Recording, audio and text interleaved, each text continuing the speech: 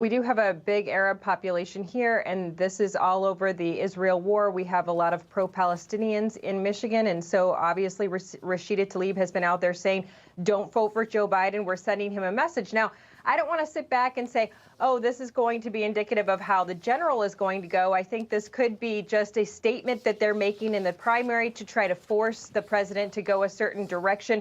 But I don't think Republicans should say, oh, this is a give me in the general, that if we have our Arab population stay home, Republicans are automatically going to win. I don't think we should say that. But right now, I think today will be very interesting. Even if you look at the absentee ballots, that area in Dearborn is looking very sparse for absentee ballots for the Democrats today. That's such a good point, Tudor. I think, Republicans could potentially say, okay, look, we're great. Look what happened in Michigan. But Rick, Biden could be facing, severe political fallout from this, because if this does happen, what does this say, maybe in other states and just the messaging and the optics?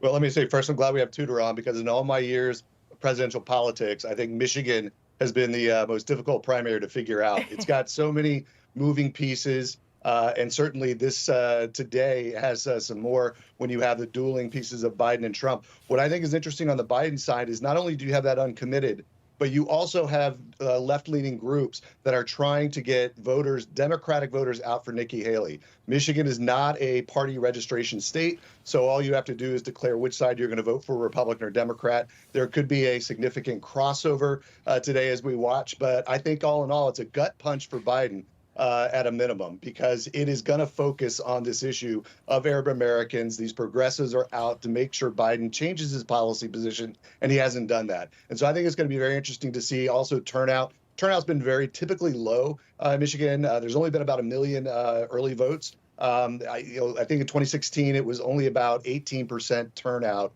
of the 8.1 million voters on the Republican side. So it's going to be always an interesting primary to watch for multiple reasons. Yeah, that's so fascinating, Tudor. The Real Clear Politics average right now has Trump up by 52 points. As Rick just said, it's not an open primary, but we sort of telegraphed this in South Carolina over the weekend that maybe Democrats and people that might vote for Joe Biden in November might vote for Nikki Haley on Saturday.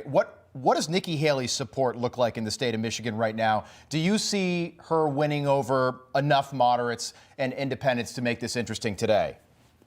No, I don't think that's going to happen in real life, but I think Rick makes a very good point, and that is that just last night, there were text messages coming out from the Democrats saying, go vote for Joe Biden, but they had a very interesting statement in there. They said, although Nikki Haley is a moderate and we prefer her over Donald Trump. So there was definitely that push in text messages that were going out to Democrats last night. You can go over there and vote for the other side. And in Michigan, that is the case. You can vote for whomever you would like. Now, if you vote for Nikki Haley, obviously can't vote for Joe Biden, too. But I think they're willing to do that. And so we do have to watch that. But I think it's pretty obvious Donald Trump is going to run away with it on the Republican side. Yeah, Tudor, somebody who is trying to get people to vote is the governor, Gretchen Whitmer. Take a listen. Mm-hmm.